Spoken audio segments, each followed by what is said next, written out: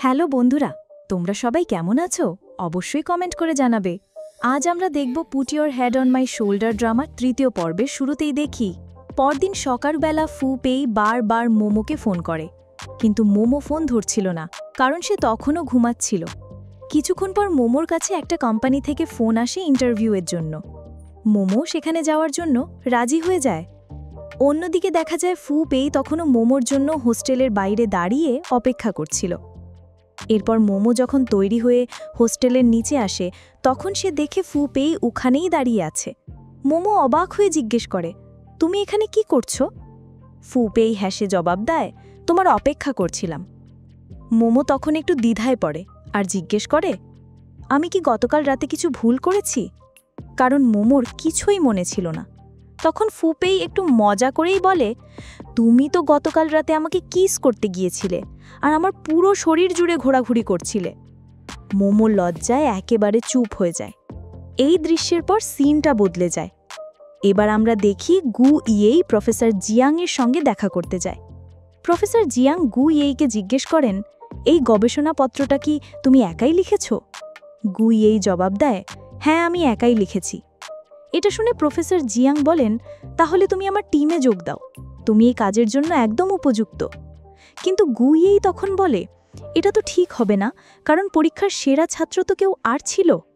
তবুও professor Jiang অনেক বুঝিয়ে সুঝিয়ে তাকে রাজি করান, আর শেষমেশ গু ইয়েই প্রফেসর জিয়াংয়ের টিমে যোগ দিয়ে দেয়।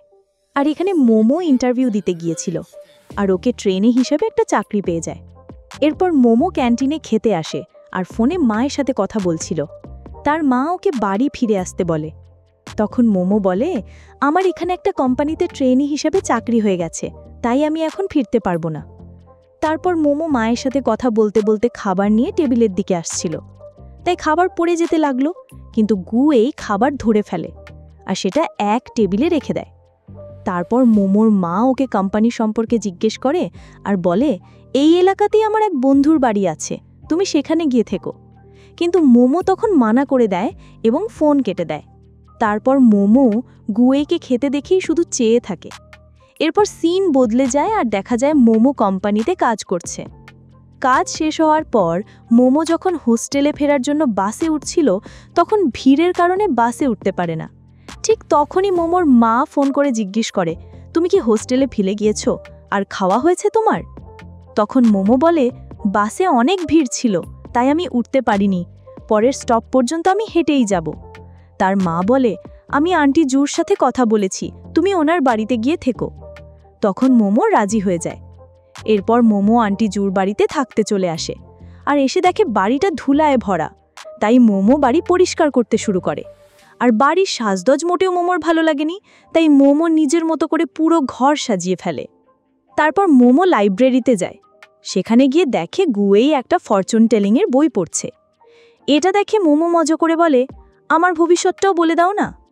কিছুক্ষণ পরে গুয়েই বলে, তোমার কি এখানে কিসের যেন একটা খারাপ গন্ধ লাগছে? তখন মোমো বলে, না তো, আমি তো কিছুই টের পাচ্ছি না। তারপর গুয়েই মোমোর কাছে গিয়ে ঘ্রাণ নিয়ে বলে, এই গন্ধ তো তোমার শরীর থেকেই আসছে। এটা শুনে মোমো বলে, আজ আমি রাইস নুডলস খেয়েছিলাম। তারপর গুয়েই বলে, ভালো হয় তুমি হোস্টেলে গিয়ে একবার স্নান করে নাও। তখন মোমো বলে, আমি এখন হোস্টেলে থাকি না। তারপর মোমো বলে, তুমি কি কখনো ভাড়ায় থেকেছো? আমার ভাড়াটিয়া লোক খুব আজব এক লোক, এমনভাবে পুরো ঘর সাজিয়েছে যেন কেউ দেখেই ভয় পেয়ে যাবে। থাকার মতোই না, এমন লাগে যেন আমি কোনো কবরস্থানে ঘুমোচ্ছি। মোমোর এই অতিরিক্ত কথা শুনে গুয়েই বলে, আমি শান্তিতে পড়তে চাই, তুমি কি কিছু চুপ করতে পারবে? তখন মোমো বলে, এই জায়গাটা তো কবরস্থানের চেয়েও খারাপ। আর তারপর মোমো সেখান থেকে চলে যায়। এরপর আমরা দেখি মোমোর মা মোমোকে ফোন করে জিজ্ঞেস করে, তুই কি বাড়ি নোংরা করিসনি তো? তখন মোমো মিথ্যে বলে, না মা, খুব পরিষ্কার আছে, তুমি চিন্তা করো না। তারপর মা বলে, জুয়ানটির বাচ্চারা আসতে চলেছে। এটা শুনে তো মোমো খুব ভয় পেয়ে যায়, কারণ ও পুরো ঘর একেবারে ধ্বংস করে ফেলেছিল। আর যখন মা বলে ওরা কাল আসবে, এটা শুনে মোমোর একটু হলেও স্বস্তি হয়। তারপর দেখা যায় মোমো একটা হরর মুভি দেখছিল, আর ঠিক তখনই হঠাৎ করে বাড়ির দরজা নিজে থেকেই খুলে যায়। আর এটা দেখে মোমো ভয়ে নিজের হাতে থাকা জুতো তুলে নেয়। তারপর সে জোরে জোরে চিৎকার করতে শুরু করে, তারপর যখন গুয়েই ঘরে ঢোকে তখন ও আর মোমো দুজনেই একে অপরকে জিজ্ঞেস করে, তুমি এখানে কি করছো? গুয়েই তখন মোমোকে বলে, তাহলে তুমিই আমার বাড়িটাকে কবরস্থান বলেছিলে, তাই না?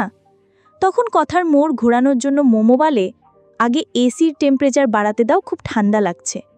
এরপর গুয়েই ঘর জুড়ে তাকিয়ে দেখে দেয়ালে দেয়ালে শুধু ডোরেমনের স্টিকার। আর এটা দেখে গুয়েই খুব রেগে যায়, কারণ মোমো পুরো ঘর একেবারে নোংরা করে ফেলেছিল। তখন মোমো বলে, আসলে আমি তো পরিষ্কার করতেই যাচ্ছিলাম, কিন্তু হঠাৎ মা বললেন তুমি কাল আসবে। তখন গুয়েই বলে, আমি কলেজে একটা এক্সপেরিমেন্ট করতে গিয়েছিলাম, কিন্তু বৃষ্টির কারণে এখানেই চলে এলাম। তখন মোমো জিজ্ঞেস করে, তাহলে আজ রাতে তুমি এখানেই থাকবে? এটা শুনে গুয়েই বলে, হ্যাঁ, সম্ভবত আমি এই কারণেই এখানে এসেছি। তখন মোমো বলে, আমি ভেবেছিলাম জু আন্টির কোনো মেয়ে এখানে আসবে। এরপর গুয়েই মোমোকে বলে, চলো ঘরটা পরিষ্কার করো। তখন মোমো বলে, হ্যাঁ হ্যাঁ, পরে করব। কিন্তু গুয়েই বলে, না, এখনই করো। আর গুয়েই বারবার জোর দেওয়ায় মোমো একটু রেগে গিয়ে বলে, আমি এখনো ইনারওয়্যার পরিনি, তুমি এটা বুঝছো না কেন? এটা শুনে গুয়েই একটু লজ্জা পেয়ে যায় আর চুপচাপ নিজের ঘরে চলে যায়। তারপর গুইয়ে গিয়ে দেখে মোমো পুরো ঘরটা নিজের মতো করে সাজিয়ে ফেলেছে। তারপর সে অন্য ঘরে চলে যায়।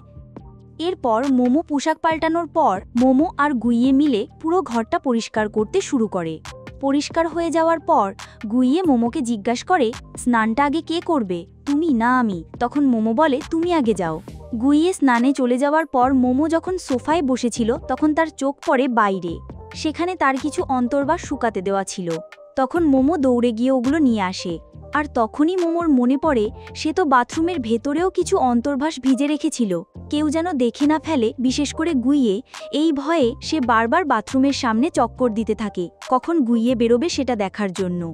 ওদিকে গুইয়ে যখন চুল শুকাচ্ছিল তখন তার নজরে কিছু অদ্ভুত জিনিস পড়ে। সে ভালো করে দেখার জন্য মোমোর টুথব্রাশ দিয়ে ওটা তোলে, আর তখন সে দেখে ওটা আসলে মোমোর অন্তর্বাস। এটা দেখে গুইয়ে খুবই লজ্জা পেয়ে যায় এবং সঙ্গে সঙ্গে টবের মধ্যেই সেই ব্রাশটা ছুঁড়ে ফেলে। বাইরে এসে গুইয়ে মোমোকে জিজ্ঞাসা করে, তোমার কি একটা টুথব্রাশই আছে? মোমো বলে, হ্যাঁ। তারপর গুইয়ে চুপচাপ সেখান থেকে চলে যায়। মোমো যখন বাথরুমে যায় তখন দেখে গুইয়ে তার টুথব্রাশটা নষ্ট করে রেখে গেছে। এরপর মোমো স্নান করে বের হলে গুইয়ে তাকে একটা নতুন টুথব্রাশ দিয়ে দেয়। এরপর আমরা দেখি মোমো নিজের রুমে গিয়ে মায়ের সঙ্গে ফোনে কথা বলছিল। সে বলছিল, মা, তুমি আগে বলোনি কেন যে জু আন্টির কোনো মেয়ে নেই, আসলে ছেলে আসবে এখানে? এটা শুনে মোমোর মা বলে, তো তাতে কি হয়েছে? ও খুব ভালো ছেলে আর খুব মেধাবীও। ও তোমার কারণে বিভ্রান্ত হবে না। আমি উপরওয়ালার কাছে শুধু এটুকুই প্রার্থনা করছি যেন সে তোমার প্রেমে পড়ে যায়। তখন মোমো বলে, আমি কালই আবার হোস্টেলে ফিরে যাচ্ছি। এদিকে আমরা দেখি গুইয়েও নিজের রুমে বসে তার মায়ের সঙ্গে ফোনে কথা বলছিল। সে মাকে জিজ্ঞাসা করে, মা, তুমি আগে কেন বলনি যে তোমার বন্ধুর বাচ্চাটা আসলে একটা মেয়ে? তখন তার মা বলে, তাতে কি হয়েছে, এমনিতেই তো তুমি মেয়েদের পছন্দ করো না, আর এমনিতেও তুমি বেশি দিন ওখানে থাকছো না। এরপর গুইয়ে ঘুমানোর অনেক চেষ্টা করে, কিন্তু তার ঘুম কিছুতেই আসে না। তাই সে উঠে গিয়ে মোমোর রুমের দরজায় নক করে আর বলে, আসলে আমার নিজের বিছানাতেই ঘুম আসে।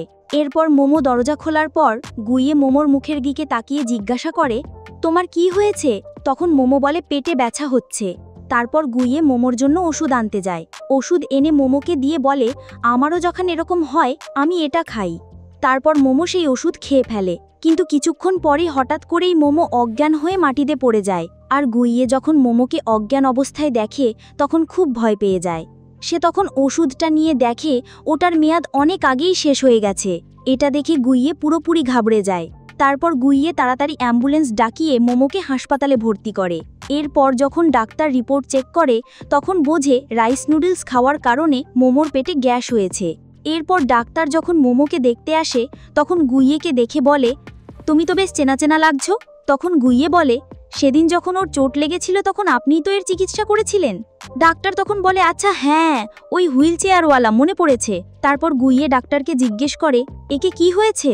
তখন ডাক্তার বলে, পেটে গ্যাসের কারণেই ব্যথা হয়েছিল আর সেই কারণেই ও অজ্ঞান হয়ে গিয়েছিল, রাতটা শুধু একটু খেয়াল রাখতে হবে। এরপর গুইয়ে আবার ডাক্তারকে জিজ্ঞেস করে, আপনি নিশ্চিত তো এটা শুধু গ্যাসের কারণেই হয়েছে? তাহলে এতক্ষণ ধরে এখনো জ্ঞান ফিরে আসেনি কেন? তখন ডাক্তার বলে, হ্যাঁ হ্যাঁ, চিন্তা করো না, এটা শুধু গ্যাসের কারণেই হয়েছে। তারপর ডাক্তার মজা করে বলে, যদি তুমি তোমার গার্লফ্রেন্ডকে এত ভালোবাসো তাহলে তার ভালোভাবে খেয়াল রাখা উচিত। এরপর ডাক্তার এক ছোট বাচ্চাকে দেখে যার পেটে ব্যথা হচ্ছিল, কিন্তু ডাক্তারের দেখা মাত্র বোঝা যায় বাচ্চাটা মিথ্যে বলছে, কারণ পরের দিন তার পরীক্ষা ছিল। তাই ডাক্তার বলে, এই বাচ্চা পুরোপুরি ঠিক আছে, ওর কিছু হয়নি। এরপর ডাক্তার সেখান থেকে বেরিয়ে যায়, কিন্তু সেই বাচ্চার বাবা হঠাৎ করে ডাক্তারের ওপর চড়াও হয়ে যায়। সে চিৎকার করে বলে, আমার ছেলেকে ঠিক করে দাও, না হলে আমি পুরো হাসপাতাল ভেঙে চুরমার করে দেব। এই কথা বলেই সে আশেপাশের জিনিসপত্র তুলে ছুঁড়ে মারতে শুরু করে। আর যেহেতু মোমোকে চোট লাগতে পারে, তাই গুইয়ে তৎক্ষণাৎ মোমোকে বাঁচানোর জন্য তাকে জড়িয়ে ধরে আর নিজেই মোমোর ওপর এসে পড়ে, যেন মোমোর কিছু না লাগে। এরপর মোমোর চোখ খুলে যায় আর সে দেখে গুইয়ে ওর ওপর শুয়ে আছে। ওরা দুজনেই একে অপরের খুব কাছাকাছি ছিল আর শুধু একে অপরের চোখের দিকেই তাকিয়েছিল। আর এখানেই এপিসোড 3 শেষ হয়ে যায়।